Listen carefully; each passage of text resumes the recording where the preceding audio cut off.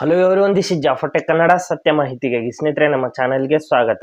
ಸ್ನೇಹಿತರೆ, ಇವತ್ತು ನಾವು ಏರ್ಟೆಲ್ ಕಸ್ಟಮರ್ ಕೇರ್ಗೆ ಯಾವ ರೀತಿ ಕಾಂಟ್ಯಾಕ್ಟ್ ಮಾಡೋದು ಅಂತ ಚರ್ಚೆ ಮಾಡೋಣ. ತುಂಬಾ ಜನರಿಗೆ ತೊಂದರೆ ಆಗ್ತಾ ಇರುತ್ತೆ ಸ್ನೇಹಿತರೆ.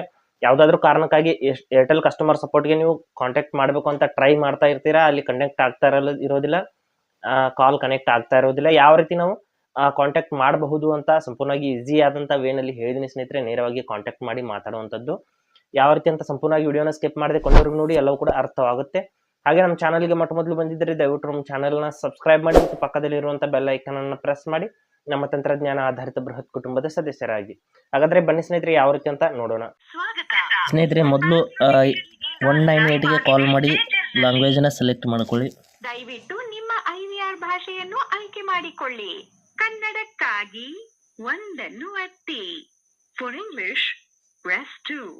ಹಿಂದಿ ಕೆ ಲಿಯೆ 3 ದಬಾಯ್.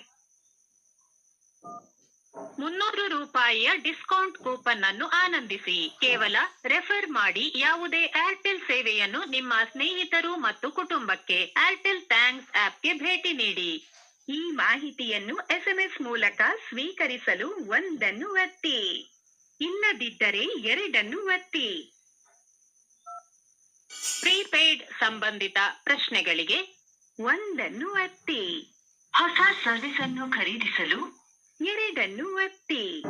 ಏರ್ಟೆಲ್ ವೈಫೈ ಅಥವಾ ಎಕ್ಸೆಸ್ಗಾಗಿ 3 ಒತ್ತಿ. ಪೋಸ್ಟ್ ಪೇಯ್ಡ್ ಸಂಬಂಧಿತ ಪ್ರಶ್ನೆಗಳಿಗೆ 4 ಒತ್ತಿ. ಏರ್ಟೆಲ್ ಡಿಜಿಟಲ್ ಟಿವಿ ಸೇವೆಗಳಿಗಾಗಿ 5 ಒತ್ತಿ. ಏರ್ಟೆಲ್ ಪೇಮೆಂಟ್ಸ್ ಬ್ಯಾಂಕ್ಗಾಗಿ 6 ಒತ್ತಿ. ಮತ್ತೊಮ್ಮೆ ಕೇಳಲು 0 ಒತ್ತಿ.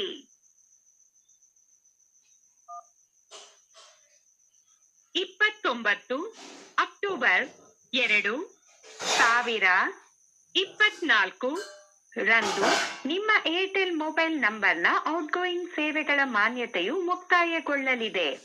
ನಿಮ್ಮ ಪ್ರೀಪೇಯ್ಡ್ ಮೊಬೈಲ್ ಅಕೌಂಟ್ ಬ್ಯಾಲೆನ್ಸ್ ಹೊಂದಿದೆ 5 ರೂಪಾಯಿ ಮತ್ತು 88 ಪೈಸೆಗಳು.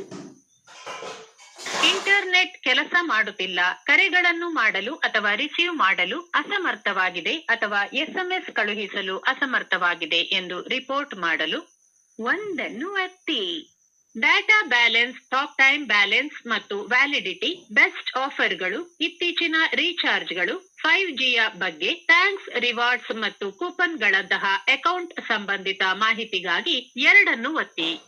ಸಿಮ್ ಕಳೆದು ಹೋಗಿದೆ, ಸಿಮ್ ಬದಲಾವಣೆಯ ಸ್ಥಿತಿ, ಈ sim upgrade, hello tune, DND ಮತ್ತು ನಿಮ್ಮ ಮೊಬೈಲ್ ನಂಬರ್ ತಿಳಿಯಲು ಅಥವಾ PUK ಬಗ್ಗೆ ರಿಪೋರ್ಟ್ ಮಾಡಲು 3 ಒತ್ತಿ.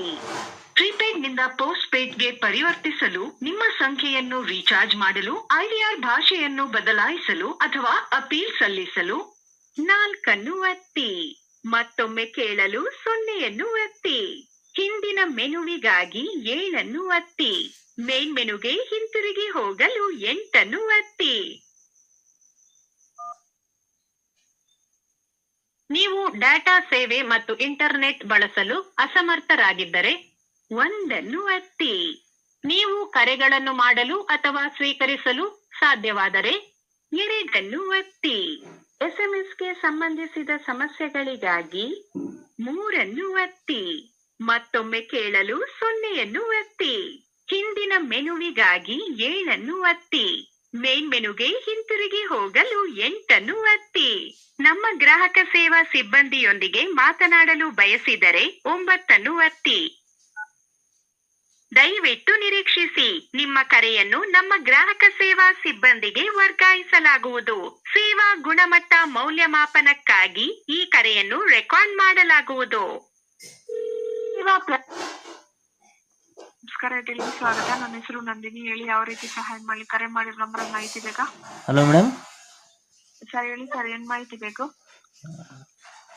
ಈ ರೀತಿ ಸ್ನೇಹಿತರೆ, ನಾವು ಏರ್ಟೆಲ್ ಕಸ್ಟಮರ್ ಸಪೋರ್ಟ್ಗೆ ಕಾಂಟ್ಯಾಕ್ಟ್ನ ಮಾಡಬಹುದು. ಹಾಗೆ ಸ್ನೇಹಿತರೆ, ಕೊಟ್ಟಿರೋ ಮಾಹಿತಿ ಸಂಪೂರ್ಣ ಮತ್ತು ನಿರೂಪಣೆ ಮಾಡಿದೆ. ಶೈಲಿ ಉತ್ತಮ ಅಂತ ಅನಿಸಿದರೆ ವಿಡಿಯೋನ ಲೈಕ್ ಮಾಡಿ ಮತ್ತು ನಿಮ್ಮ ಸ್ನೇಹಿತರಿಗೂ ಕೂಡ ಶೇರ್ ಮಾಡಿ. ಹಾಗೆ ಅದ್ರ ಬಗ್ಗೆ ಸಮಸ್ಯೆಗಳು, ಡೌಟ್ಗಳಿದ್ರೆ ಕಮೆಂಟಲ್ಲಿ ಅವಶ್ಯವಾಗಿ ತಿಳಿಸಿ. ಮುಂದಿನ ವಿಡಿಯೋದಲ್ಲಿ ಮತ್ತೊಂದು ಹೊಸ ವಿಷಯದೊಂದಿಗೆ ಇದೇ ರೀತಿ ನಿಮ್ಮ ಮುಂದೆ ಬರ್ತೀವಿ. ಎಲ್ಲಿವರೆಗೂ ಟೇಕ್ ಕೇರ್.